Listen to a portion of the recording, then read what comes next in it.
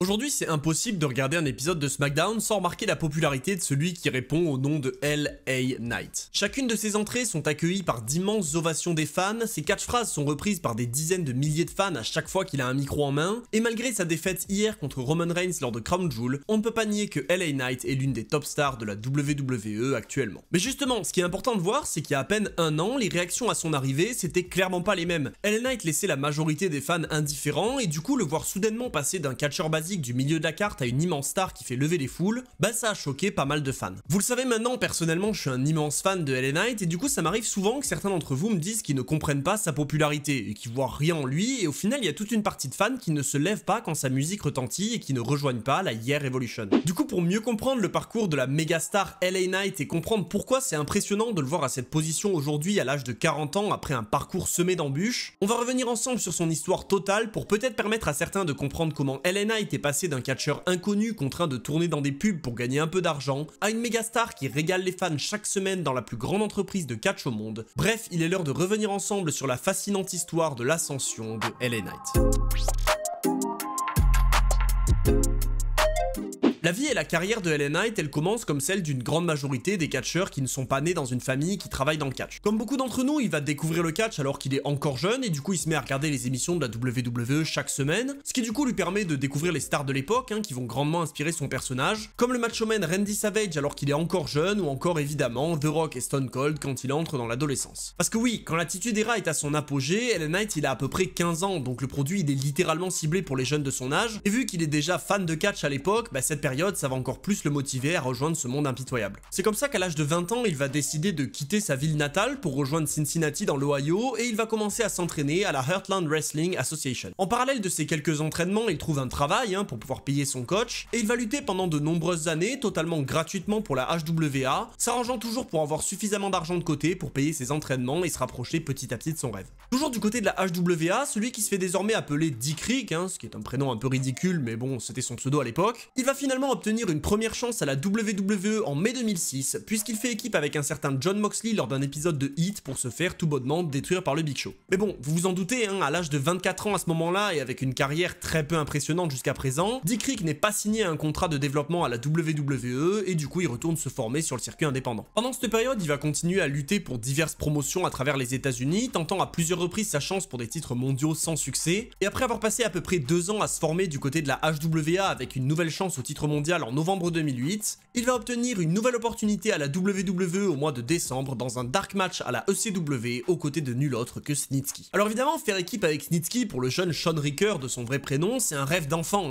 Évidemment, à l'époque, internet devient dingue à l'idée de voir une grande équipe entre ces deux hommes. Tout le monde s'imagine qu'ils vont aller chercher les titres de champion et puis qu'ils vont se lancer en rivalité pour culminer dans le main event de WrestleMania, et non, c'est complètement faux, ils se font juste détruire par Crime Time, et une fois de plus, cet essai à la WWE, c'est un énorme échec pour Sean Ricker et qui est Dick Rick, qui revient du coup à la HWA où il a maintenant ses habitudes. Mine de rien, là-bas il va quand même se faire remarquer parce que ses matchs et ses promos micro vont attirer l'œil de la NWA, ce qui va lui permettre d'aller lutter là-bas sous son vrai nom pour former une équipe avec Brian Cage. À ce moment-là, ça va quasiment faire 10 ans que Ricker s'est lancé dans le catch, et pourtant sa carrière, on dirait qu'elle commence déjà à stagner. Heureusement, son passage à la NWA va réussir à le relancer parce qu'il va remporter les titres par équipe avec Brian Cage début 2010, et les deux hommes qui se font appeler les Natural Selection, ils ont une petite période assez sympa pendant laquelle Ricker va continuer à progresser. Finalement, après presque 2 ans d'activité en équipe, les deux hommes vont évidemment se séparer et se lancer en rivalité ensemble pour offrir aux fans des matchs plutôt cool mais toujours loin de retourner le monde du catch. En fait, faut voir que les 10 premières années de carrière de Ricker, elles sont hyper classiques. C'est le parcours d'un catcheur du circuit indépendant qui lutte pour essayer de se faire un nom et qui progresse pas trop mal, mais qui doit à côté de ça gérer sa vie personnelle et trouver un moyen de se faire de l'argent parce que vous le savez, le monde du catch indépendant ne paye pas suffisamment.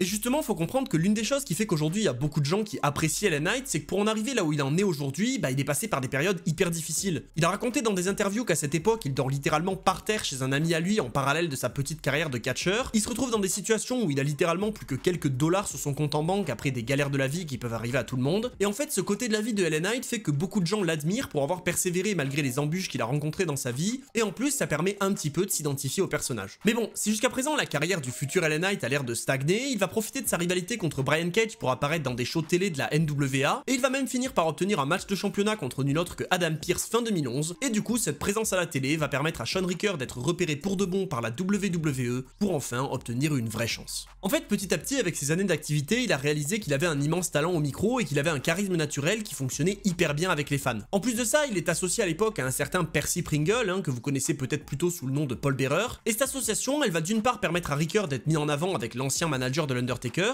d'obtenir bien sûr de précieux conseils de sa part, mais surtout d'être reconnu par l'un des plus grands managers de l'histoire comme un talent très prometteur. Du coup, cette approbation reçue par l'un des plus grands hommes du catch, ça va évidemment flatter Ricker, mais ça va surtout confirmer ce qu'il savait depuis longtemps. Il a un énorme potentiel dans le catch et il sait qu'à force de persévérance, il peut atteindre les sommets de la discipline. Ses promos à l'époque de la NWA, elles vont lui permettre d'exposer ce charisme naturel, et évidemment Ricker il va attirer l'œil de la WWE, ce qui lui permet après son départ de la NWA début 2013 d'aller signer un contrat de développement avec la promotion de catch qu'il a regardé pendant toute son enfance. Ricker va donc rejoindre la WWE sous le nom de Slate Randall, qui est un nom extrêmement moyen, et enfin après 10 ans d'activité, le jeune catcheur originaire du Maryland touche son rêve du bout des doigts, puisqu'il obtient un nouveau match en octobre 2013 dans un dark match à NXT où il va venir à bout de Yoshitatsu. Mais malheureusement, si à ce moment-là les espoirs commencent à grandir pour celui qui se fait appeler Slate Randall, son rêve d'enfance va rapidement tourner au cauchemar. D'une part, après cette petite victoire, il va enchaîner les défaites contre de nombreux noms de NXT, en qui la WWE fondait plus d'espoir, et du coup pendant toute sa période de plus de 6 mois du côté de NXT, il ne va gagner que 2 matchs, mais en plus de ça, à l'époque, il a du mal à s'entendre avec les coachs. En l'occurrence, le coach principal de NXT à l'époque, c'est Bill DeMott, qui quelques mois après le dernier match de Ricker à NXT sera licencié pour avoir eu un comportement abusif et inapproprié avec les catcheurs, et puisque pendant sa période à NXT, et même durant toute sa carrière, Ricker n'est pas du genre à se laisser marcher dessus, il sera licencié au mois d'août à cause d'une mésentente avec les coachs de NXT, et sa petite période à la WWE ne va finalement que lui permettre de caler des years dans le DVD Sport de Triple H. Alright guys, are we ready?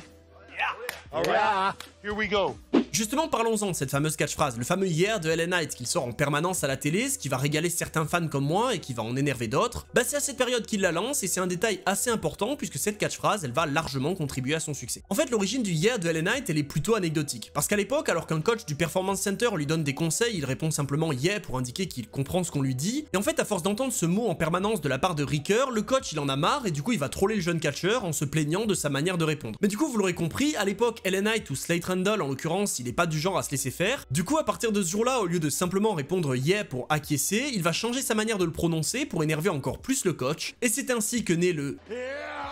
qu'on connaît tous aujourd'hui. Malheureusement, en finale, la création de cette catchphrase qu'il répète sans cesse dans le Performance Center, ça va pas lui permettre de conserver son emploi. Et du coup, comme je l'ai dit, après des embrouilles avec un coach de la WWE, il quitte l'entreprise à l'été 2014, revenant brièvement sur le circuit indépendant avant de rejoindre la TNA début 2015. À ce moment-là, il rejoint l'entreprise en tant que rookie, en participant au programme Gut Check, dans lequel l'entreprise va chercher à former des futurs stars, et bien qu'il perde son premier match à 5 qui donnait au vainqueur du match un contrat à la TNA, il est tout de même signé par l'entreprise, et c'est ainsi que Shawn Ricker ou Slate Randall devient officiellement Eli Drake, pour enfin se lancer dans un personnage qui va littéralement le faire exploser. C'est finalement après 13 ans dans le catch que Eli Drake a enfin l'opportunité avec ce personnage de monter sur une grande scène, parce que même si la TNA elle est pas aussi populaire qu'elle l'était au début des années 2000, ça reste l'une des promotions majeures aux États-Unis, et Drake va donc rejoindre Drew Galloway et Micah dans The Rising, un groupe de 3 catcheurs prometteurs qui se lancent en rivalité contre le groupe de MVP, le Beatdown Clan. Bon du coup cette rivalité elle permet certes à Eli Drake de se montrer et d'exposer aux fans son talent au micro, mais bien sûr elle est loin de le faire monter vers les sommets d'entrée de jeu, parce qu'après quelques mois d'existence à peine, le groupe va se séparer, et après avoir perdu contre leurs rivaux, Eli Drake échoue dans le tournoi pour le titre de champion du monde, ce qui le ramène à une place plutôt basique dans le milieu de la carte. Mais justement c'est ça qu'il faut retenir dans la carrière de LA Knight. En fait une place dans le milieu de la carte, c'est tout ce dont Eli Drake avait besoin à l'époque pour se montrer. Il lui suffit d'apparaître à la télé chaque semaine pour convaincre les officiels et les fans qu'il a sa place ici, et surtout qu'il est le futur de ce business, et c'est justement ce qu'il va faire. À l'été 2015, il va effectuer un heel turn et il va profiter de ce nouveau rôle pour réellement avoir l'opportunité de s'exprimer au micro, parce que son charisme naturel et ses facultés à s'exprimer vont lui permettre de très facilement s'attirer la haine des fans, et en tant que heel, il est évidemment plus libre dans ce qu'il dit. Petit à petit, grâce à ses diverses promos et à sa progression rapide dans le ring, Eli Drake a l'occasion de se frotter à certaines des plus grandes stars de la TNA, comme par exemple Kurt Angle, et il va obtenir enfin une opportunité à un titre de champion début 2016, puisqu'il remporte un genre d'équivalent du Money in the Bank pour avoir un match de championnat pour le titre King of the Mountain. Alors bien sûr, c'est toujours pas un titre mondial qu'il remporte à l'époque, et Eli Drake n'en a d'ailleurs pour l'instant jamais obtenu, mais avec ce règne il a quand même l'occasion de se mettre encore plus en avant, et surtout de lancer son désormais très célèbre show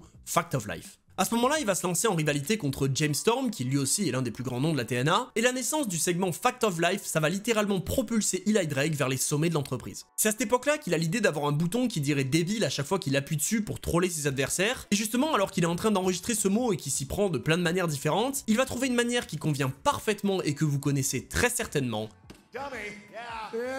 À partir de là, vous l'aurez compris, c'était lancé. Eli Drake régalait les fans, même s'il était heel, et son segment Fact of Life avec ses catchphrases prenait de plus en plus en importance, et même s'il finit par perdre son titre King of the Mountain dans sa rivalité contre James Storm, il était petit à petit en train de grimper pour devenir l'une des stars numéro 1 à la TNA. Il va en profiter pour populariser toutes ces catchphrases qu'aujourd'hui on connaît tous, et il expose à des milliers de fans son talent au micro, en plus de continuer à lutter régulièrement contre des noms établis de la TNA, ce qui lui permet d'obtenir une place au sommet de la carte avec des chances au titre de champion du monde et une rivalité contre EC3. Bon, en l'occurrence, vous vous en doutez, ses apparitions dans le ring, c'est pas ses plus grandes performances à la TNA, même s'il a quelques matchs cool, Eli Drake, c'est pas le plus grand catcheur de l'histoire. Et ce qui lui permet surtout de se faire connaître, c'est l'enchaînement de promos parfaitement exécutés pour se moquer de ses adversaires ou les humilier. Et justement, petit à petit, à force de convaincre les fans et les officiels, c'est finalement en 2017 que Eli Drake va atteindre ce dont il a toujours rêvé. Alors qu'il a popularisé ses catchphrases et son personnage, et que désormais son nom ne se prononce plus Eli Drake mais bien Eli Drake, il obtient une nouvelle opportunité au titre de champion global, qui était le titre majeur de Impact Wrestling à l'époque, dans un match Gauntlet à 20 participants. Globalement, faut voir ce match comme un équivalent au Royal Rumble où toutes les minutes 30 il y a un nouveau participant qui débarque, mais à la différence du Royal Rumble, à la fin, quand il reste plus que 2 participants, il faut plus éliminer son adversaire en le faisant passer par-dessus la 3ème corde, mais ça devient juste un match normal. Ce soir-là, Eli Drake il ouvre le match contre Eddie Edwards, un ancien champion TNA, et les deux hommes vont réussir à réaliser l'exploit de résister jusqu'au bout pour se retrouver en finale face à face, ce qui permet à Eli Drake de venir à bout de Edwards pour remporter pour la première fois de sa vie un titre mondial dans une promotion majeure, un moment évidemment extrêmement important pour lui et pour ses fans qu'il obtient après près de 15 ans de carrière. Du coup, avec ce premier règne de champion largement mérité, Eli Drake il a l'occasion de briller encore plus, et il va défendre sa ceinture régulièrement contre certains des plus grands noms de Impact dans des matchs qui sont pour certains franchement cool, notamment contre Johnny Impact et Pete Williams avec quelques affrontements décents contre Alberto Del Rio. Alors certes, faut voir qu'à l'époque, la plupart des victoires de Drake, elles sont entachées, parce qu'elles sont obtenues grâce à son associé Chris Adonis, et pour le coup, ça montre bien que quasiment toutes les promotions de catch, elles donnent toujours des victoires avec triche au méchant et elles arrivent pas à les créer autrement, mais en soi, pour Eli Drake, ça restait quand même assez cohérent. À la base, c'était quand même juste un mec arrogant qui sortait des punchlines en permanence, et le fait de faire gagner en trichant, ça pouvait jouer sur la corde du gars qui parle beaucoup trop et qui dans le ring a besoin d'aide parce qu'il peut pas assumer. Bref, globalement, pour tout expliquer, Eli Drake chez Impact, c'est le moment où les bases du personnage de LA Knight vont être posées, et si ça vous intéresse de comprendre un peu plus en détail son passage là-bas, dites-le moi parce que je serais vraiment très chaud pour aller regarder tous les épisodes de cette époque-là et revenir sur son run d'environ 3 ans. Et oui, je dis son run d'environ 3 ans parce que vous vous en doutez, si aujourd'hui on le connaît à la WWE en tant que LA Knight, c'est bien qu'Eli Drake n'est pas resté à vie du côté d'Impact, et du coup il va perdre son titre début 2018 après un règne d'environ 5 mois, et à la même époque il va se séparer de son associé Chris Adonis, se retrouvant alors seul pour le restant de l'année. Enfin finalement pas totalement, parce que vous vous rappelez de l'équivalent de Money in the Bank dont j'ai parlé tout à l'heure, en fait c'est quand même assez différent du Money in the Bank de chez WWE. Dans la version TNA, en fait, il n'y a pas qu'une seule mallette, il y en a plusieurs. Du coup, on peut certes choper celle qui donne un match pour le titre poids lourd, mais on peut aussi attraper celle dans laquelle il y a un papier avec écrit T'es viré, ou encore attraper une mallette qui offre un match pour n'importe quelle autre ceinture de l'entreprise. Et du coup, à l'époque, Eli Drake, il remporte une deuxième fois une mallette dans le Fist of Fire match, pour cette fois-ci obtenir un match pour les titres par équipe, mais le problème, c'est qu'à l'époque, il a plus de partenaire. Du coup, il faudra attendre avril 2018, soit environ 3 mois après qu'il ait remporté le match, pour qu'il révèle au champion par équipe qui sera son partenaire, qui se trouvera être nul autre que Scott Steiner, et les deux hommes vont former une équipe inattendue qui ira quand même chercher les ceintures par équipe. Bon, en parallèle de ça, il y a aussi une histoire dans laquelle Eli Drake il va réussir à battre Moose pour remporter la mallette qui contenait la chance au titre mondial, mais malheureusement, au lendemain de sa victoire pour les titres par équipe, il échoue en perdant contre le champion Pentagon Junior, et Eli Drake devra donc se contenter de son équipe avec Steiner. Bon, sachant qu'en l'occurrence, l'équipe en question, elle sera même pas de longue durée, parce que 2 jours après, les deux hommes perdent les ceintures, et Eli Drake se lance donc en rivalité contre son ancien partenaire, venant à bout de la légende du catch par équipe dans l'épisode suivant, avant de continuer l'année avec des histoires un peu moins importantes. Sa prochaine rivalité majeure, elle sera à nouveau avec des légendes, puisqu'il se lance à la poursuite de Abyss, un monstre adepte du catch extrême, ce qui va amener Eli à vouloir vraiment interdire ce type de catch, et il va donc évidemment se confronter aux anciens de la ECW, parce que vous le savez maintenant, quiconque se met à critiquer le catch hardcore est obligé de se retrouver contre Tommy Dreamer. Bref, en finale, il va quand même revenir un petit peu en équipe début 2019 aux côtés d'Eddie Edwards, mais dans les faits, Eli avait globalement fait ce qu'il avait à faire chez Impact Wrestling, il était juste monté au sommet et il avait montré à tout le monde de quoi il était capable. Enfin, ça c'est ce qu'on pense logiquement à ce moment-là, mais dans les faits, c'est toujours pas aussi simple. Parce que si à la TNA, Eli Drake qui fonde les bases du personnage qui le rendra célèbre, il est en fait pas utilisé à son plein potentiel. Il enchaîne les défaites et il est clairement pas érigé en tant que vraie star de l'entreprise malgré son règne de champion du monde, et en final, son run à la TNA, il est surtout bien parce qu'il se débrouille pour se mettre en avant tout seul parce que clairement, l'entreprise ne l'aide pas du tout. Du coup, après environ 3 ans à la TNA, l'entreprise va entre guillemets le trahir une dernière fois puisqu'ils vont organiser un match entre lui et Tessa Blanchard sans qu'il ait accepté, et du coup, puisqu'il refuse de participer à un match intergender, il est licencié de l'entreprise. Du coup, après son passage à la TNA, il va rencontrer un dernier obstacle qui va lui permettre de confirmer son talent et de prouver à tout le monde qu'il n'était pas là par hasard, puisque c'est à cette époque que Eli Drake s'oriente vers la NWA. En l'occurrence, si ce passage ne lui donne pas l'occasion de sortir des 5 étoiles dans le ring, ça lui permet quand même de continuer à sortir ses promos légendaires, qu'il doit en plus faire devant un tout petit public, et croyez-moi que faire des promos devant un public de cette taille-là, c'est limite plus dur que de le faire devant 15 000 personnes. Du coup, grâce au passage de Eli Drake à la NWA, on va se régaler de promos toutes plus excellentes les unes que les autres, notamment l'une de ses plus populaires aujourd'hui, Shoes of a Champion. Encore une fois, pour des raisons de droit, je pourrais pas vous la montrer, mais franchement, allez la voir parce que c'est une vraie pépite. Le gars, il est littéralement en roue libre totale devant une toute petite foule et ça fonctionne ultra bien. Bref, à ce moment-là, Eli Drake, il est littéralement au sommet de son art et il est temps pour lui de rejoindre des plus grandes scènes.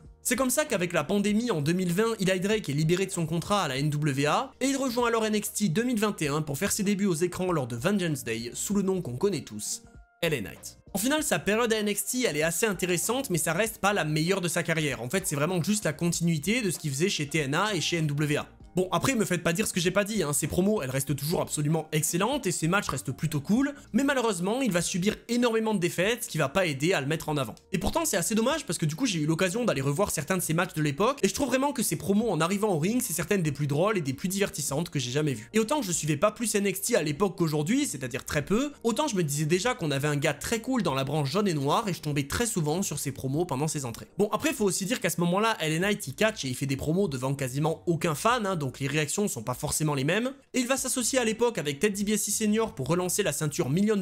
ce qui va en plus le lancer en rivalité contre Cameron Grimes et qui poussera ce dernier à devenir son valet. Oui, parce qu'en final, l'association avec DiBiase, elle va pas durer bien longtemps, et dès qu'LA Knight aura récupéré la ceinture $1 million, il va se séparer de la légende, ce qui va pousser DiBiase à aller s'associer avec Cameron Grimes, et enfin, pour faire plaisir aux fans, lors de NXT TakeOver 36, Cameron Grimes vient à bout de LA Knight pour récupérer la ceinture et mettre un terme à la rivalité. Bon, en vrai, je passe rapidement sur cette histoire, mais cette rivalité, elle est quand même très cool, donc je vous conseille de la regarder si vous avez le temps. Mais en gros, ce qu'il faut comprendre, c'est que si beaucoup se demandent pourquoi chez NXT, LA Knight n'était pas le personnage le plus en vue que tout le monde attendait dans le main roster, c'est globalement parce qu'il est pas tant mis en avant que ça et qu'il est un petit peu obligé de se débrouiller tout seul. À ce moment-là, il va perdre quand même pas mal de matchs et il va se lancer en rivalité contre Grayson Waller pour faire un face turn. Il va participer aux Wargames pour représenter l'ancienne génération contre la nouvelle pour perdre une fois de plus. Il va tenter sa chance au titre NXT et échouer encore une fois. Et finalement, il se fera exploser par Gunther lors de Stand and Deliver pour conclure son passage chez NXT. Du coup, oui, évidemment, les gens qui écoutaient ses promos et qui le connaissaient de son époque TNA savaient ce qu'il valait, mais si tu tombais par hasard sur NXT et que tu voyais juste un match de LA Knight,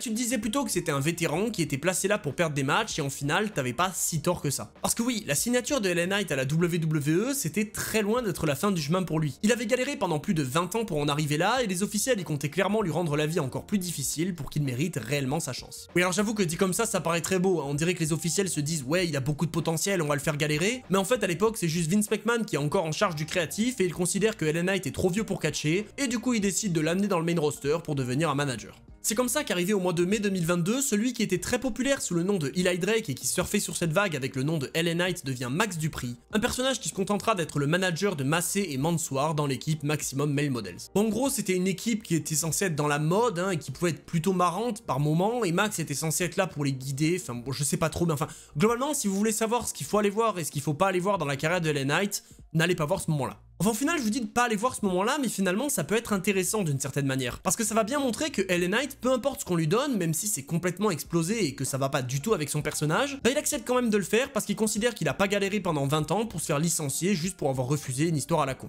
Du coup, finalement, dans son personnage de Max Dupri, il sera rejoint par Maxine Dupri, qui petit à petit va prendre sa place, puisque Max va commencer à en avoir marre de voir Massey et Mansoor perdre tous leurs matchs, et après quelques semaines de teasing, la nouvelle tombe enfin lors de l'épisode du 30 septembre. Max Dupri nous tease une dernière fois le retour du personnage de LA Knight, et il le confirme dès la semaine suivante en revenant sous ce nom pour être enfin utilisé à sa juste valeur. D'ailleurs, ce qui est hyper intéressant le jour où il se sépare pour de bon des Maximum Male Models, c'est qu'il va dire une phrase qui vraiment reflète ce qu'il pensait de cette gimmick. Au moment où il quitte ses partenaires et où globalement il abandonne ce personnage, il va dire un truc du style « je suis pas sûr que ce rôle était fait pour moi », ce qui d'une part sert à montrer aux fans que ce rôle était complètement nul, ce qui est vrai, mais en plus ça sert à insister sur le fait que ce rôle, ça bridait énormément LA Knight. Mais du coup, pour ceux qui veulent savoir ce qui s'est passé, c'est pas juste Vince McMahon qui s'est dit du jour au lendemain, j'ai envie de voir ce mec catcher. En fait, à ce moment-là, Triple H il reprend le contrôle du créatif à la WWE, et puisque lui, il est assez familier avec le travail de LA Knight, il sait que ce personnage a largement plus de valeur que Max Dupri, et que c'est pas juste un mec de 40 ans qui peut absolument plus rien faire, et donc enfin, LA Knight va pouvoir montrer son potentiel. Après 20 ans de galère, il est enfin là où il veut être, il va donc d'abord se lancer en rivalité contre Bray Wyatt pour nous offrir des segments au micro vraiment excellents, et même s'il va perdre la rivalité après le Pitch Black match au Royal Rumble, il a quand même l'occasion de montrer ce qu'il vaut petit à petit et les fans vont comprendre à qui ils ont affaire. À ce moment-là, LA Knight il est toujours heel et du coup il a plus de liberté pendant ses promos, ce qui devait de base augmenter la haine des fans envers lui, mais ce qui va finalement faire totalement l'inverse. Parce que oui, il faut se rendre à l'évidence, c'est dur de ne pas aimer LA Knight même quand il te traite d'incel. Le gars est juste trop fort, il a une maîtrise du micro que très peu de catcheurs ont et naturellement les fans ils vont commencer à l'apprécier. Et d'ailleurs les fans vont tellement commencer à l'apprécier que la montée en popularité de LA Knight elle est tellement immense que même quand il affronte les plus grands faces de la WWE comme Rey Mysterio, c'est quand même LA Knight qui y applaudit. Et du coup, c'est un peu la panique dans le camion de production parce qu'ils veulent faire passer LA Knight pour un heel et du coup ils sont obligés de rajouter des huées pour essayer de persuader les fans que ils doivent pas l'aimer. Mais bon, petit à petit les officiels ils vont se rendre à l'évidence, ça sert à rien de lutter. Les promos micro de LA Knight elles sont tellement excellentes que c'est impossible de le huer. Il a un charisme de fou et les fans qui connaissent son parcours difficile sont obligés de le soutenir. Et c'est ainsi que le changement va s'opérer naturellement. Petit à petit, LA Knight devient face et il est ovationné à chacune de ses entrées. Tenez, d'ailleurs pour illustrer ce que c'est vraiment que la montée en popularité de LA Knight, je vais vous montrer deux de ses entrées. La première c'est quand il débute à peine avec son personnage dans le roster principal, et la deuxième c'est plus récemment, une fois que sa popularité a explosé à peu près un an plus tard. Oh, here we go, Cole! Stop playing.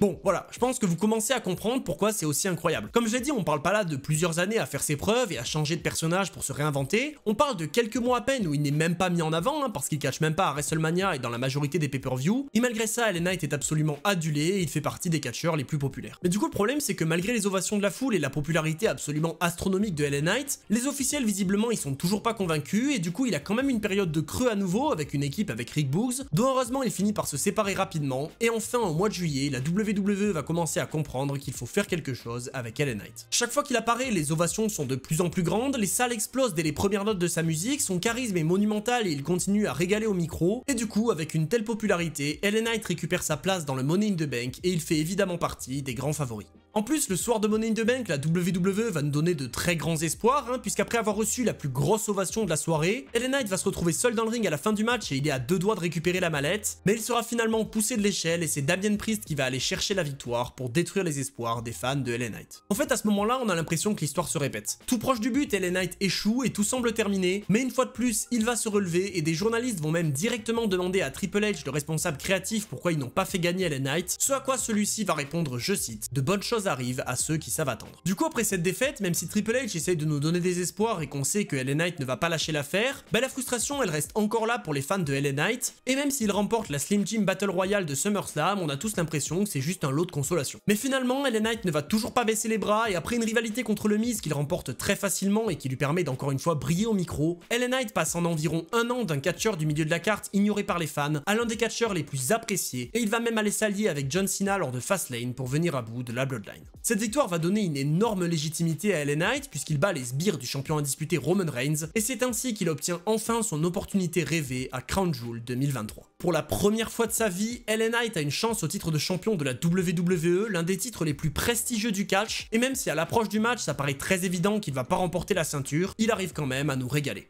Ses promos ces dernières semaines, elles étaient absolument excellentes, les échanges avec Roman Reigns y sont formidables, LA Knight va nous ressortir ses anciennes catchphrases, bref, globalement, il montre à tout le monde qu'il n'a pas volé le surnom de mégastar. Alors oui, bien sûr, du coup, comme tout le monde s'y attendait, il est pas venu à bout de Roman Reigns lors de Crown Jewel, c'était très évident, mais bordel, il a quand même main eventé un pay-per-view contre le champion au règne de plus de 1000 jours, et en plus, je trouve ça important de rappeler que, il y a eu 3, donc il a gagné, moi je suis désolé, il y a eu 3, et si réellement Triple H ne nous a pas menti, on peut quand même continuer à espérer un avenir radieux pour LA Knight. Je sais que beaucoup annoncent qu'il va partir en rivalité pour le titre des États-Unis contre Logan Paul, mais franchement, je pense que Knight a quand même prouvé qu'il était largement à la hauteur d'un titre majeur, et j'espère que 2024 sera enfin l'année où il va atteindre la place qu'il mérite, celle d'un top guy adulé par les foules avec un titre de champion. Beaucoup de ses détracteurs le comparent à The Rock et à Stone Cold et disent qu'il n'est qu'un plagieur, mais encore une fois, tous les plus grands catcheurs, ils se sont eux-mêmes inspirés de ceux qui étaient là avant eux. Et faut aussi voir que c'est quand même assez malhonnête de dire ça, parce que LA Knight, il a globalement sa propre aura et ses propres catchphrases qui fonctionnent hyper bien avec la foule, donc même si beaucoup ne l'apprécient pas et que je sais que j'aurais pas convaincu tout le monde avec cette vidéo, on est quand même obligé de reconnaître que l'histoire de LA Knight, c'est une magnifique histoire, celle d'un jeune fan qui a tout donné pour atteindre son objectif et qui après 20 ans de carrière semée d'embûches atteint enfin aujourd'hui le Graal et la place dont il a toujours rêvé, et on est obligé de lui souhaiter le meilleur.